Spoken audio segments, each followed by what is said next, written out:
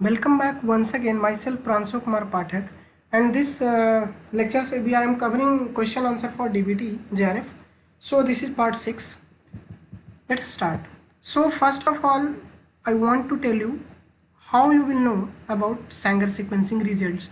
जब आप Sanger sequencing का रिजल्ट आप देखना चाहोगे तो कैसे आप प्रेडिक्ट कर पाओगे.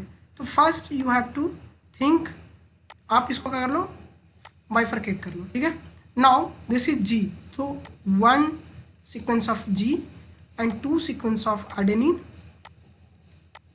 one sequence of thymine and one sequence of thymine. This is 5 prime and this is 3 prime. So your result is in this direction. So 5 prime to 3 prime में आपको क्या मिलेगा? G A A T C. अब answer देख लो क्या है. GAATC. So option B is the right. Now in somatic hybrid plant with full or nearly full complement of two parental species are, दो nearly complement करके जो somatic hybrid से बनाए जा रहे हैं वो कहलाएंगे सिमेट्रिक हाइब्रिड. सिमेट्रिक क्योंकि दोनों एक दूसरे से क्या है, पेरेंटल से बहुत ज़्यादा कॉम्प्लीमेंट है, नियरली कॉम्प्लीमेंट में एक जैसे हैं, तो वो क्या देंगे, सिमेट्रिक हाइब्रिड देंगे. बाकी आप पढ़ लो ये सिमेट्रिक हाइब्रिड किसे कहते हैं, कॉम्प्लीट हाइब्रिड किसे कहते हैं, काइमेरिक हाइब्रिड किसे कहते हैं, इन सबों में क्या डिफरेंसेस हैं. ठीक है.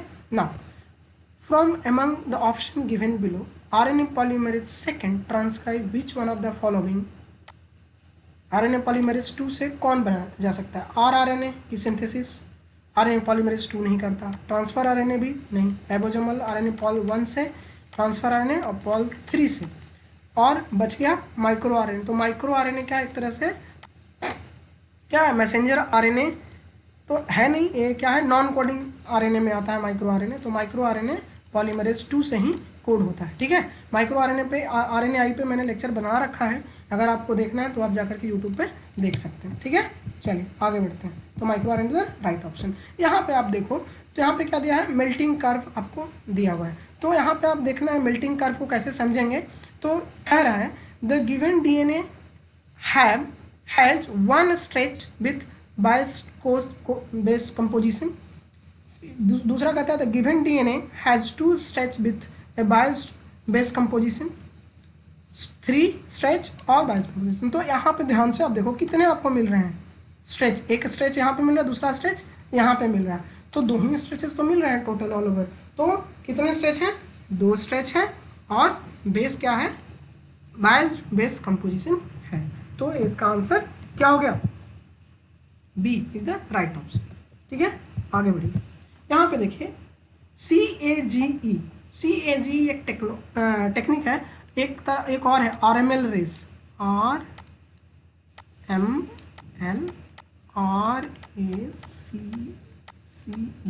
RML रेस किस लिए यूज होता है, और ये CAG किस लिए यूज होता है. तो CAG जो बेसिकली यूज होता है वो क्या करता है, only 5 prime in information of transcript is analysed through CAG technique. Okay. DNA binding domain of a transcription factor that is specifically required for regulation of gene A is exchanged with the DNA binding domain of another transcription factor that is required for specifically for regulation of gene B. This chimeric transcription factor will regulate only gene B. क्यों, आप इसको ध्यान से देखो क्या कह रहा है. DNA binding domain of transcription factor is specifically required for regulation of gene A.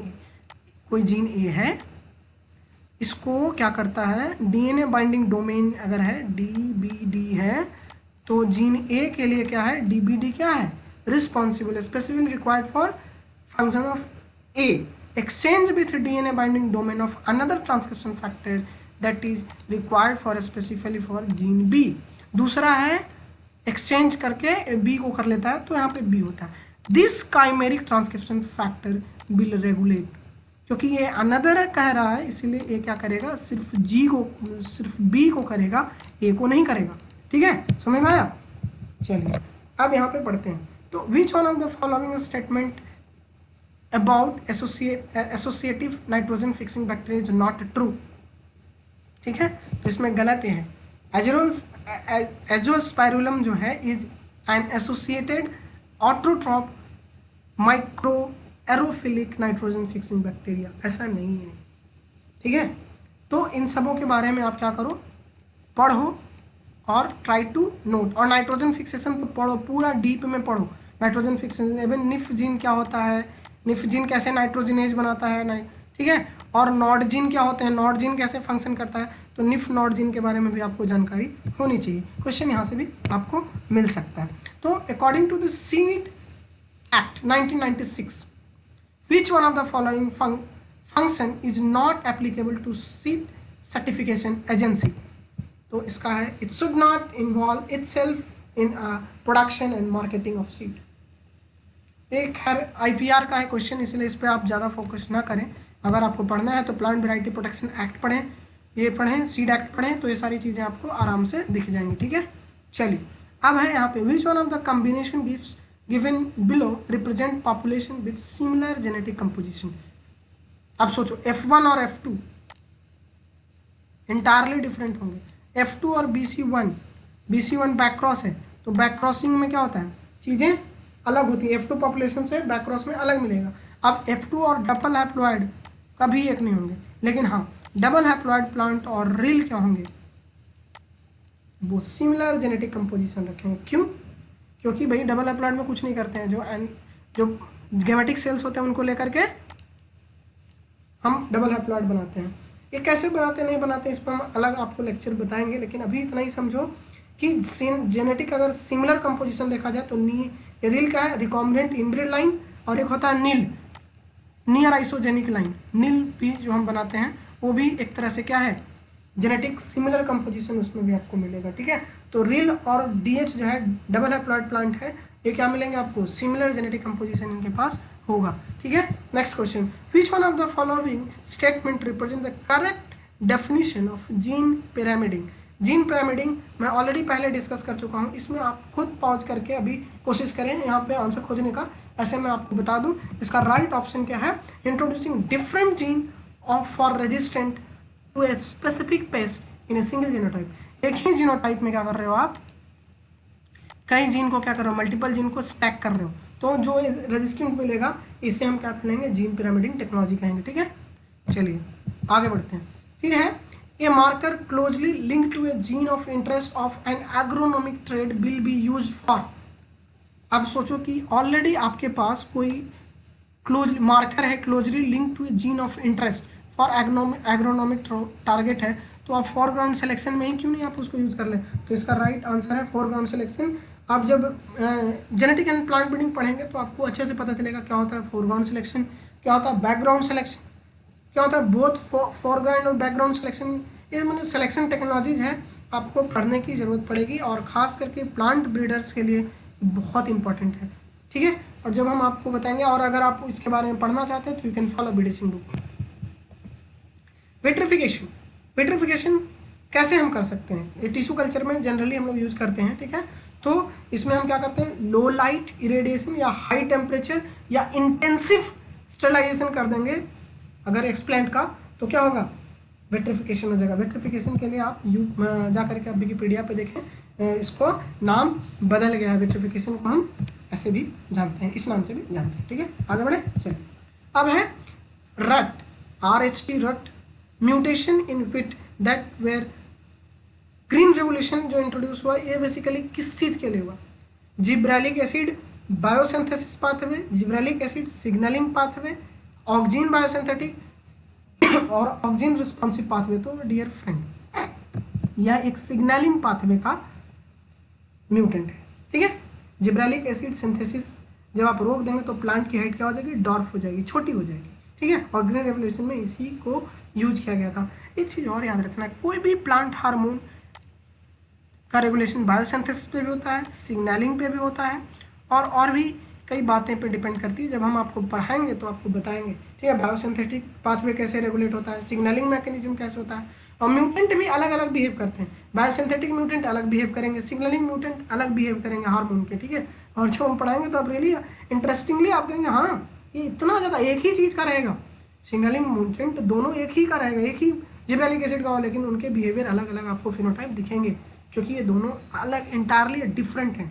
ठीक है, चलिए अब आपको मैच करने की कोशिश करना है, तो इसका परफेक्ट मैच होगा सेकंड नंबर। अब इसीलिए मैं यहाँ पे जल्दी जल्दी कर रहा हूँ ताकि आप पढ़ लें बायोफिल्म क्या होता है, क्यूरम सेंसिंग क्या होती है, ठीक है, सल्फर ऑक्सीडाइजिंग क्या होता है। तो जो स्यूडोमोनास अरेजिनोसा है, ठीक है, वो थर्ड नंबर ये बायोफिल्म फॉर्मेशन में होता है। स्टेफ्लोकोकस एरियस जो है ये 4 है, कोरम सेंसिंग के लिए यूटिलाइज होता है, ठीक है ना। थायोबैसिलस फेरोऑक्सीडेंस, ये क्या है, फेरोऑक्सीडेंस जैसे ही आगे सल्फर, सल्फर तो आर का 1, बाकी बचा नाइट्रोजन फिक्सेशन है ना। राइजोबियम है, ब्रेडी राइजोबियम, तो भाई नाइट्रोजन फिक्सेशन के लिए होगा। ठीक है, चल अब है विच one of the following reaction is perform by cytochrome P450। भैया ये हाइड्रोक्सिलेशन करता है और ये डिटॉक्सिफिकेशन भी करता है हाइड्रोक्सिलेशन के थ्रू, ठीक है, जिनोबायोटिक्स कंपाउंड्स के। ठीक है, डिटॉक्सिफिकेशन जब करता है तो कैसे करता है, सिर्फ उसमें वाटर ऐड करता है। इसीलिए आप जब भी कुछ दवा वगैरह हाई एंटीबायोटिक वगैरह लेते हो तो डॉक्टर्स आपको क्या परमिट करते हैं कि बहुत ज़्यादा पानी पियो, क्योंकि जब बॉडी हाइड्रोक्सिलेटेड होगी तो वो जो भी जिनोबायोटिक कंपाउंड्स हैं, जितनी भी एंटीबायोटिक हैं, वो आपकी बॉडी से इजीली किडनी के थ्रू फिल्टर आउट होकर के बाहर यूरिन से निकल जाएंगे। ठीक है, चलिए विच one of the following is not true for Zika virus. Zika virus is not transmitted by mosquitoes. ठीक है, एनोफिल जो मॉस्किटो है इससे नहीं होता। और कोविड-19 के भी बारे में आप अच्छे से पढ़ लो क्योंकि ये भी रिसेंट के लिए बहुत इंपॉर्टेंट है। अब क्या है, the vaccine is used for polio is live attenuated. Okay, which one of the following enzyme help for the survival of Helicobacter pylori in stomach, that is urease. ठीक है, स्टमक में इसी के कारण वो जिंदा रहता है।